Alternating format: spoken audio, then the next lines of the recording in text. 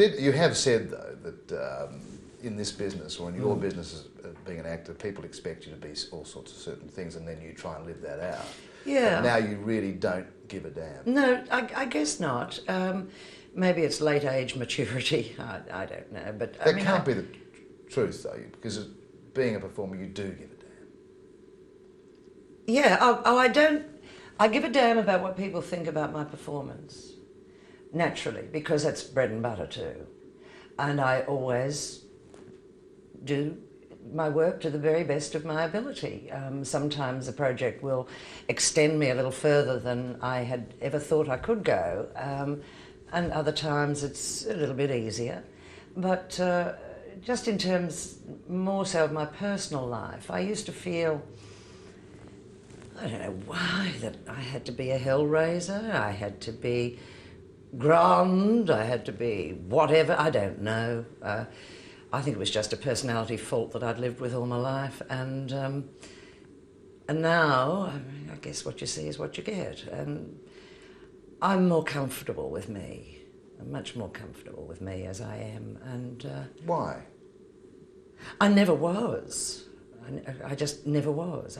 I never felt secure about my role as a woman, as a mother, as an actor, certainly as a partner or a wife. I never seemed to be very good at any of those things.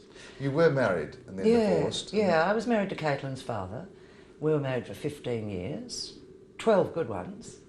But I think my greatest achievement is my daughter, really. Somewhere I went right. My friends have said to me, where did you go right? You know. She brings me great joy, and we're terrific friends, and we have a tremendous amount of reliance on each other, even though she has her own life and her own family. We're kind of joined at the hip, I think. Are you still ambitious to be a great star? No, just a great actress.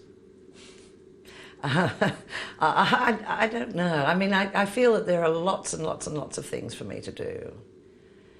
It's just finding the opportunities to do them, being given the chance to do them.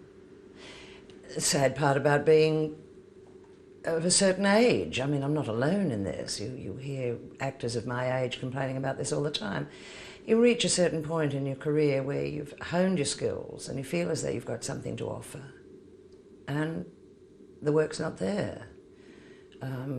Certainly not in television, where almost everybody has to be seemingly under 25, with a token oldie here and there, but work of any substance is few and far between.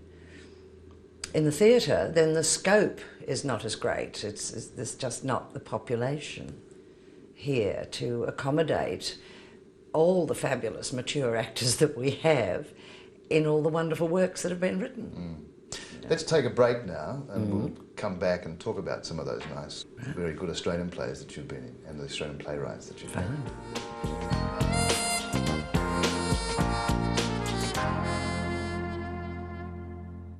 And produced by women, Female Parts, the series is next.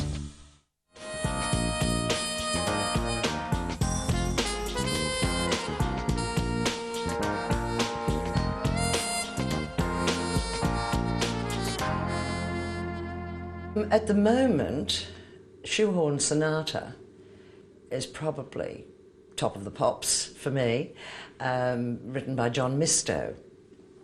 That was a wonderful experience for me and for Melissa Jaffa to play two women who had survived a Japanese prisoner of war camp, and they are brought together for the first time in 50 years.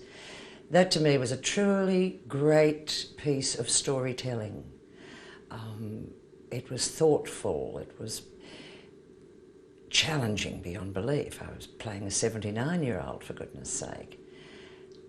But to be able to conjure up the memories of a woman of that generation and to impart that story to people was wonderful, because it was old-fashioned storytelling at its best. Patrick White's work, I've had small cameos, feature roles in. That's always tough going. I've not played any of his major ladies. Why was it tough going? Because did he understand women, do you think? Oh, not terribly much, but except that I was very lucky with the women that I was able to play because they were kind of eccentric sides of Patrick. Quite eccentric sides of Patrick, and that was poetic stuff. Alan Seymour. I've done Alan Seymour, One Day of the Year. Another great character. You see, I'm very lucky to be of a generation who's very close to that generation. That's my mum's generation.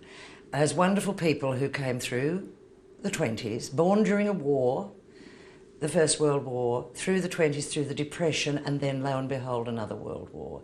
I adore those women, and I try so hard to present them faithfully, honestly, and try to show the heart and the strength that they brought to this country. And I'm talking about women like my mum, you know, who is 80, and she's one of those women. A war widow at 23, you know, left with a 6-month-old baby to get on with her life. Great people.